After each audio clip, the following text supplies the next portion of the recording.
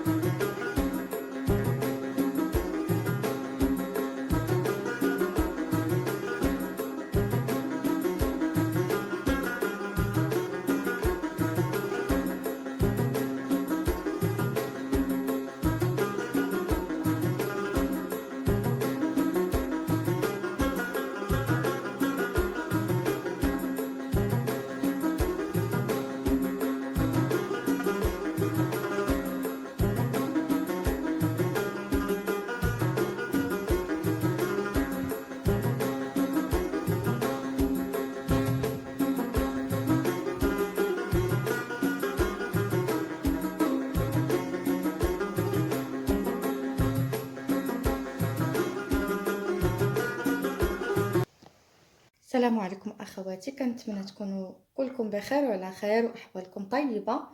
انا جيت من الباديه كما كتعرفوا، كانت العطله فمشينا قضينا واحد الايام، بدلنا الجو شويه وجبت معايا هذا الرمان البلدي اللي كما كتشوفوا زوين في اللون وحتى المذاق. وهذه وراه وقت الرمان، علاش ما نستغلوه ونصايبوا به كونفيتور او لا بزاف ديال الاشياء.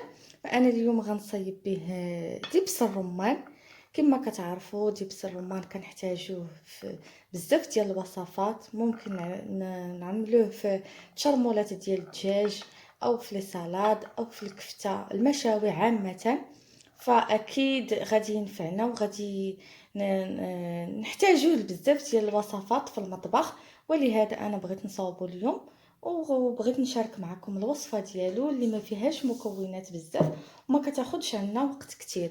انا خديت تقريبا هنا 2.5 كيلو ديال الرمان، كله يعني خليته حبات.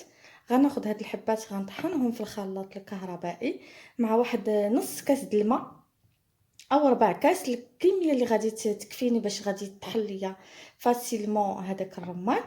وغادي نرجع معكم باش نصفيه ونكملوا الطريقه ان شاء الله. هنا اخواتي بعد ما طحنت الكميه المتواجده عندي كلها في الخلاط، غنجيب وضعته في الصفايه ديريكتومون في الصفايه باش نحاولوا نحصلوا غير على العصير ديال الرمان، يبقى عندنا غير لو جو بوحدو، ونبقاو غاديين بشويه حتى نكملوا هاد الكميه تنصفيوها مزيان.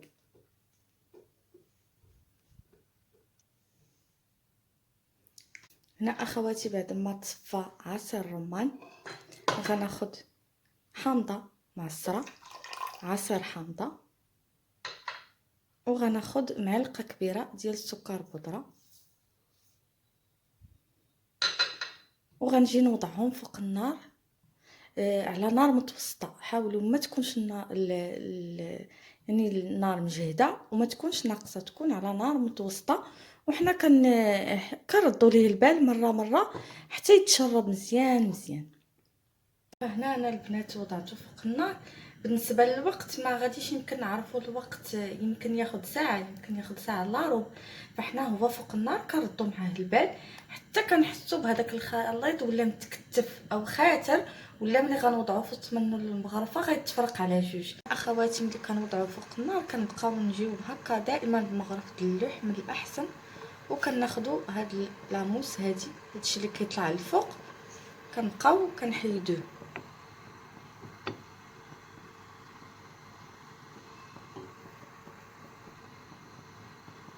باش كيتصفى عندنا غير الخليط. فهانتوما كتشوفوا كيفاش كيطلع الفوق.